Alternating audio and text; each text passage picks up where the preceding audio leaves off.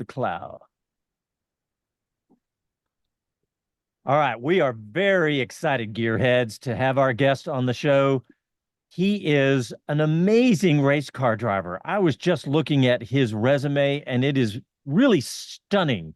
Wins in the 24 Hours of Le Mans, Sebring 1000, Daytona 24 Hours, on and on and on. And the depth and breadth of his automotive career is incredible, not to mention that he's an amazing business guy with 30 car dealerships across Texas, and he's a graduate of Texas A&M. Ben, are you the fastest race driver to ever graduate from Texas A&M? Welcome to the show, Ben Keating. Thank you very much, John. I am, I don't know. I think there's, it depends on how you define it. I think some of those, Air Force pilots might say they're faster than I am. Well, okay, we'll stick to four wheels on the ground then. I think it's okay. Pretty cut and dry that you're the fastest from Texas A&M. Well, Ben, we got you on the show today because we're super excited. We got the Lone Star Le Mans coming up in just a couple of days, and you're going to be racing. I was afraid you weren't going to be racing. I was excited because you're going to be in the booth with us more, but you're going to be racing in a Mustang. Yeah, I'm super excited about it. I also was afraid I wasn't going to be racing. I made the decision after being in the World Endurance Championship for a full season for the last 4 years. I was afraid that, I made the decision not to do a full season of WEC again in 2024, even after I saw that they were going to be coming to Texas. And I thought, almost everyone that has signed up for that full season, it's a year-long deal. There aren't any open seats available. And so, when I got wind that Christian Reed and Proton Competition might have an opening, I was quick to reach out. And it's nice, given the fact that I have some history with Ford. We won Le Mans in the Ford GT in 2019. With an asterisk next to it of the fact that we got disqualified on Monday after the race. But I still have the trophy and I still say we won. That's a different topic. But I've got a great relationship with Ford. I am a third generation Ford dealer. I have 4 Ford dealerships in Texas. And so it made a lot of sense to put a deal together to race a Ford in Austin, and I'm super excited because I've been racing against Christian Reed for those 4 years that I've been over there. He's a great guy. We've always gotten along very well, but we've been competitors. It's going to be a lot of fun for us to be on the same team and working together to try to get a great result. Well, Ford has got such a presence in racing right now with all the new Mustangs and then, of course, the Mustang Challenge Series that's going to be also racing at COTA for Lone Star Le Mans. But how exciting. I know being a part of that Ford GT comeback to Le Mans years ago, we thought that was just an amazing comeback for Ford in racing. But look at what they're doing this year with Mustangs, and it's just really amazing. It is. It's an exciting time for Ford.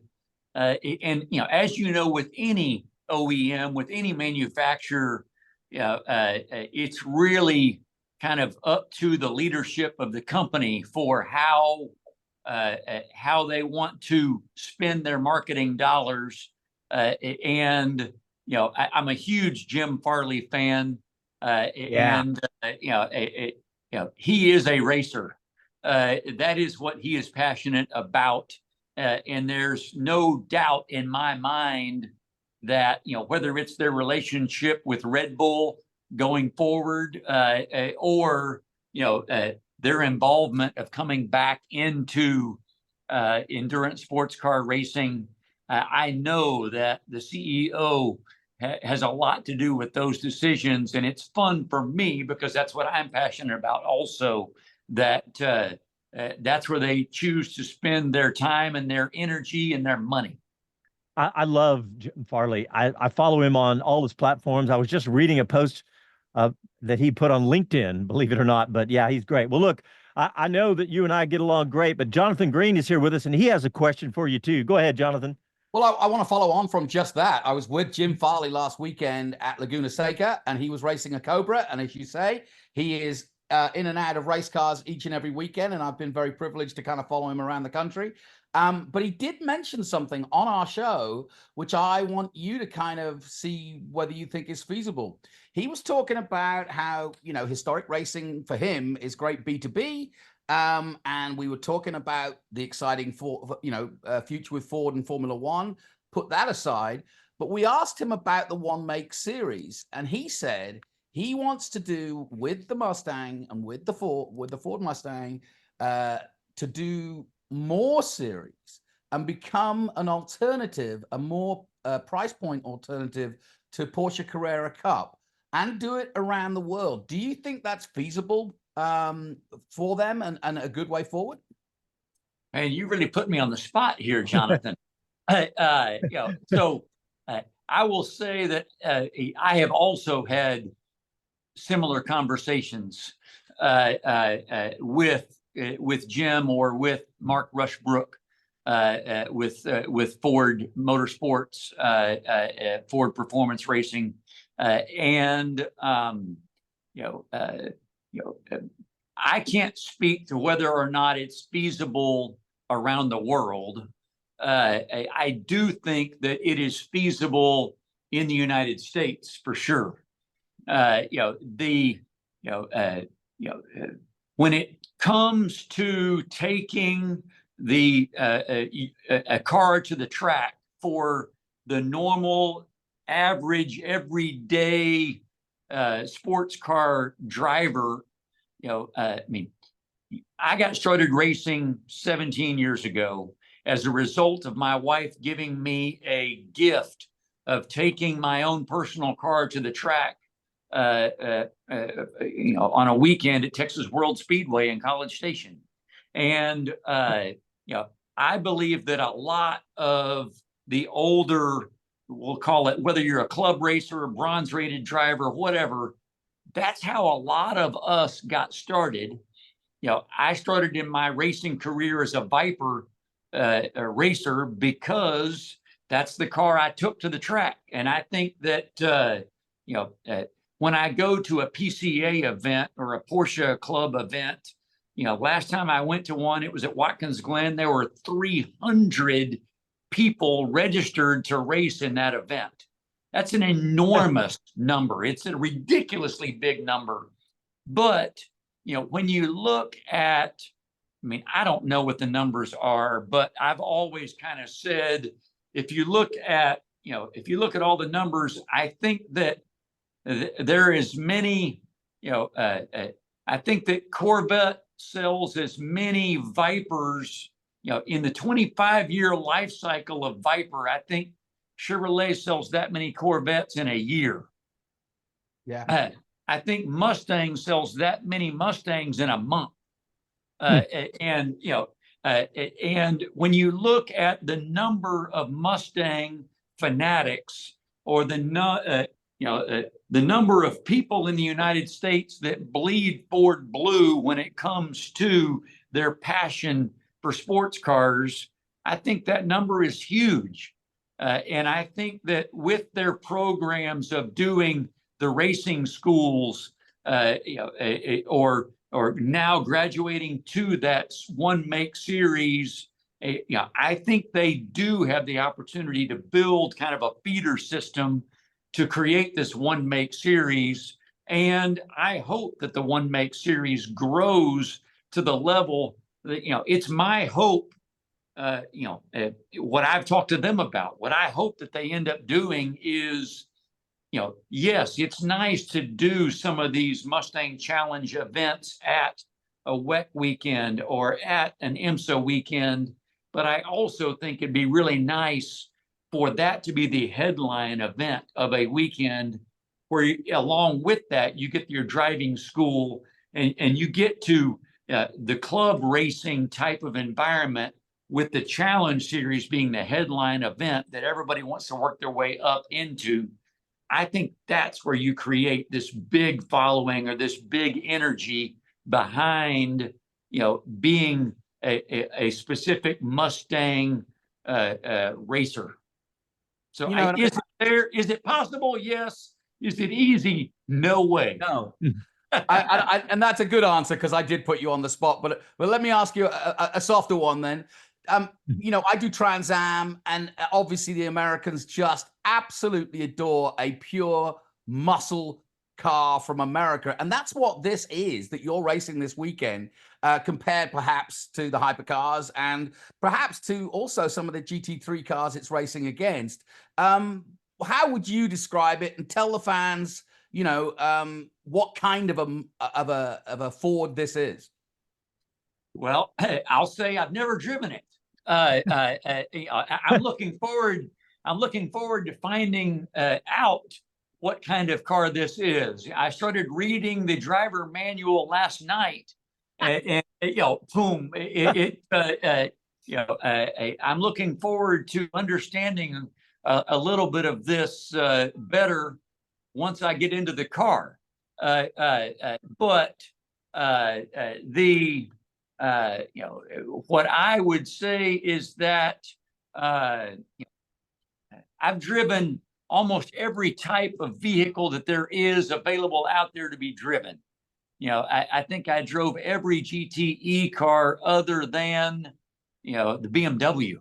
And I think that, most manufacturers have built a GT3 car to the same box or the same boundaries of specifications. And because of that, I've always kind of felt like a GT3 is a GT3 is a GT3, and they're all so similar. I don't know that that's the case with this one. I don't want to take anything away from the work that Multimatic and Ford have been doing for a long time. But in terms of squeezing the last 1/10 of a second out of this car, I'm very comfortable saying that I believe the car is still in development. They're still improving the performance of this car. They're still trying to figure out what do we need to do on our evolution to improve this car within this set of rules and within this group of competition. I don't know exactly what I'm going to experience this weekend when I get the opportunity to drive the car.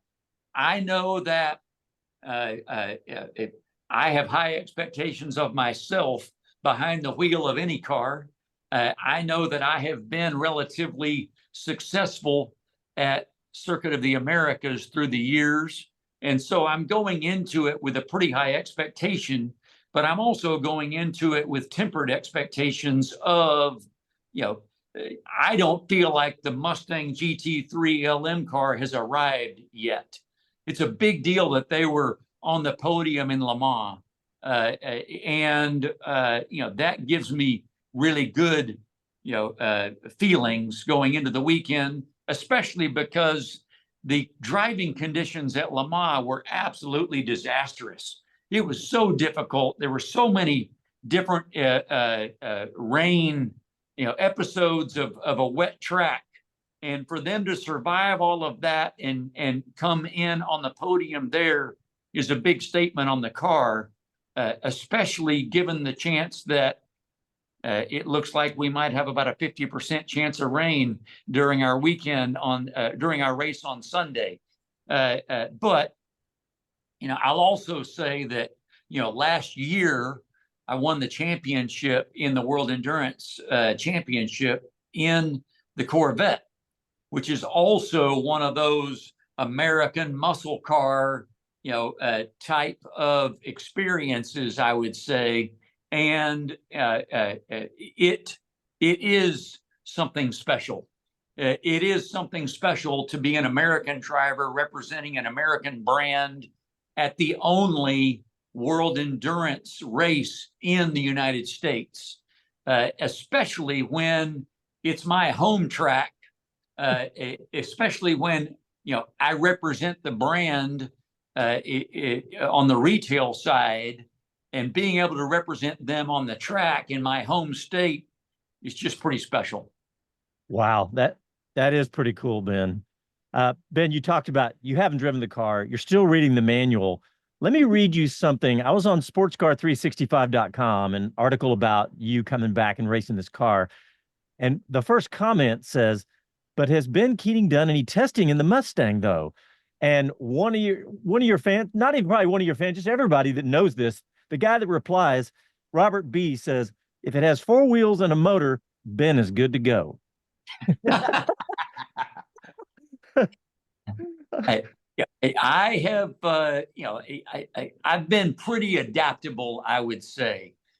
I've driven 2 different cars at the 24 Hours of Daytona in the same race, 2 different classes, 2 different teams, 2 different groups of teammates in 8 of the last 10 years. And everybody thinks that's so crazy. It doesn't seem that crazy to me because I have been fairly adaptable. Yeah. And like at Sebring, the WEC race in the United States for the past several years has been in Sebring. I've done the 10-hour race in WEC on Friday in a GTE car, and then I've done the 12-hour race on Saturday in the LMP2 car. I really feel like, my GT experience at Sebring really benefits my LMP2 driving. My LMP2 experience really benefits my GT driving. And so I'll just say that, all of my different experiences in different cars benefits my experience in whatever the N+1 car happens to be. Hey, Ben, you talk about representing the brand, and I think that's such a huge part of WEC, especially here in the United States. I don't know if it's just me or not, but there are going to be people there that drive up in their Ford Mustang or their Corvette. And by the way, we have a similar story about getting into the motorsports and racing world. My wife, you said your wife gave you a gift. My wife gave me gifts to Skip Barber, and I've raced a Viper on Skip Barber, and I've raced. I was going to bring that up. I could tell that was a Viper back there behind you. Yeah, that was back in the day, and back in '96. But I also raced a Corvette on Texas World Speedway in College Station. I had an LT5 ZR1, the dual overhead cam ZR1. That whole bunch of us raced down there. But all of that is to say that those people are going to show up to COTA with whatever car, whether it's a Cadillac or whether it's a Porsche, or there's so many brands this year too. There's virtually every major car brand, sports car brand represented. I've been banging this drum, but don't you think that's important when people show up and see their car on the track at the, I think it just gives them something else to root for. Yes. I mean, there are so many different groups of people who are fanatic about, passionate about their car. Some of them want to do a cruise. Some of them want to, just have it in the garage and look at it and be proud of what they have. Some of them want a garage queen. Some of them want a cruise car. Some of them want to go out and just do a track day. Very few of them want to race it, but they still want to be involved. And so, I already have an appointment with some of my customers who are going to be there in their Mustang, who want me to come out and talk to the Mustang owners group that's going to be there. So I already have an appointment to go do that. And I already know, because I've done it for years with Viper owners or with Corvette owners, they're going to be all walks of life there in this Viper owners group. And it is important to them. It's important to them. It's an opportunity for them to take their Mustang out of the garage. It's an opportunity for them to do a cruise to the event, and it's an opportunity for them to go watch somebody represent their personal brand on the racetrack in the World Championship series. And so all of those boxes get checked there, and it's fun to be a part of it. Well, it's like Jonathan was saying about B2B, and I mean, there's so many different aspects to this, just like you were saying, Jonathan. Yeah, and there's no question that I was going to get Ben's take on, given the fact that you've been around this so long now. The fans that are coming need to understand from someone like you just what this event means, because you just named, you know, GT3 is full of, I think, 9 manufacturers, something ridiculous like that. Hyper, we've never had a bigger field of hypercars ever in the history of world sports cars, in my mind. So this weekend here in America, this celebration this year, and this conglomeration of huge participation by different manufacturers, the stars are aligned. I can see not just the attraction of driving a Mustang, but just being part of the history of this sport at its absolute height. It is special. It is special. I do feel like it is, you know, somewhat of the golden era of sports car racing. It also makes it substantially more challenging for a manufacturer like Ford, who has recently decided, okay, I want to get into GT3 racing. You know, they're coming to the table with a brand new GT3 car this year, going into a field where many of the manufacturers have had a GT3 car for 10 years. Yeah. And they keep proving it, and they keep developing, and they keep tweaking it. You know, there are a lot of, you know, 1/10 of a second here and 1/10 of a second there that have been gained through experience and tweaking over the last 10 years. And so for a manufacturer like Ford, you know, they're really strong, they're really good, but you know, they're coming into such a competitive field, such a high level of development, that it's pretty difficult for them to come in and expect to be successful in year one. And so that makes it challenging on them. It also makes it challenging for someone like me. Clearly, everybody that comes in and wants to invest their money and their time and their energy, there's a certain group of people that want to just come in and do it for the experience. They want to come in and say, hey, I drove in a World Endurance Championship race. After they have enough of those experiences, then the next goal is, I want to be on the podium. I want to do well in a World Endurance race. That's where I'm at. I want to do well. I want to be on the podium. I want to represent.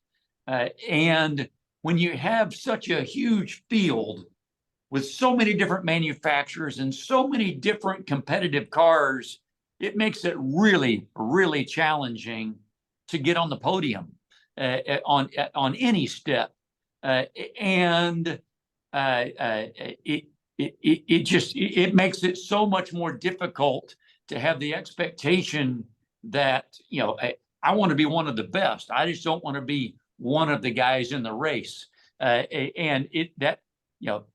have a great experience in world endurance. I've had a lot of podiums. I've performed well through the years, but I'm coming into this race going, it'd be crazy for me to assume that I'm going to have that level of performance in this race, partly because I think it's crazy to assume for Ford to walk in and say we're going to be one of the top performers in year one. And it's crazy for me to assume that I'm going to be one of the top performers in a series of 9 manufacturers when I have been in a series where there were only 4 manufacturers. Well, Ben, I want to talk about just a couple more questions. I know we're running pretty long here, but I want to talk about Circuit of the Americas itself, the racetrack, the technical nature of it, and how it suits. We all see Formula One cars there every year. on television, but talk about it from a driver standpoint in the nature of this track. So I have a strange relationship with COTA. You love the tracks that love you back. And I think I won my first 4 IMSA races at COTA, which is a ridiculous thing to say. But I have been extremely successful there. The last time I raced there was the 24-hour race done by the 24-hour series back in 2019. And I won the 24-hour race there in a GT3 AMG. I think I've raced there 6 times and I've won 4 out of the 6 or 5 out of the 7, something like that. It's a crazy winning percentage. And at the same time, I'll say that I love it because it's close to home. I love having a facility of that magnitude and that level in Texas, so close to home. But I'll also say that it's not my favorite track. I'll say that most, because the World Endurance Championship is an FIA World Championship, they are mostly going to FIA tracks and Formula One type tracks.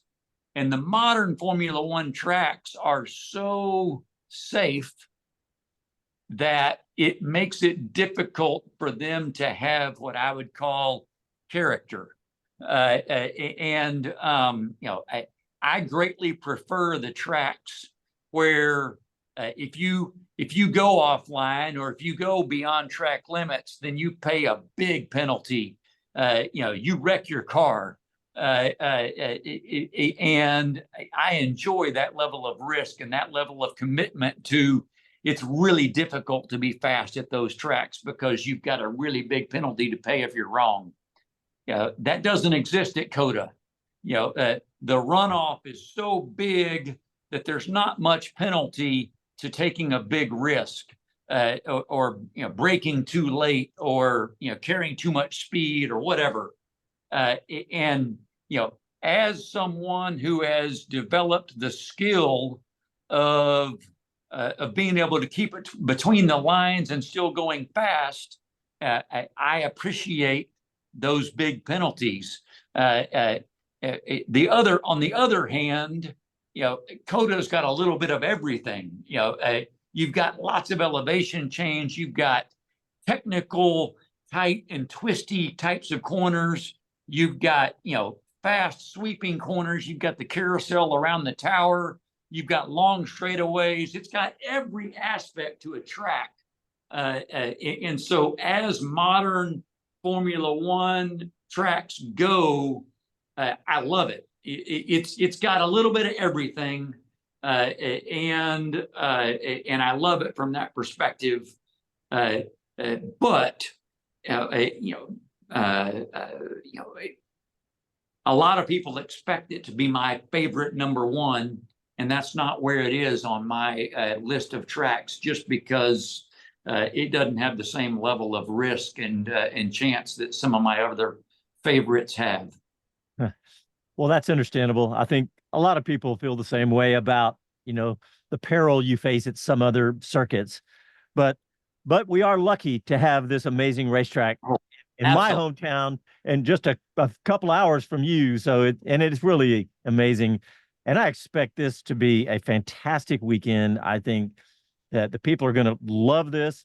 The weather looks like it's not going to be crazy hot. I think we're predicting in the 90s, which if it would have been any less than that, I would have been surprised. And maybe a little rain sprinkled in there to have a little fun for 6 hours. So, Ben Keating, one of the greatest race drivers. I'm just always excited to talk to you, and I'll be so looking forward to see you this weekend. And we'll grab you get you inside the booth a little bit too. Excellent. Sounds great, John. Great to be on the show. Thank you. Great. Thanks, Ben. Hey, best of luck in this new car. All right. Thank you, Jonathan. Thanks, Ben. Appreciate your time.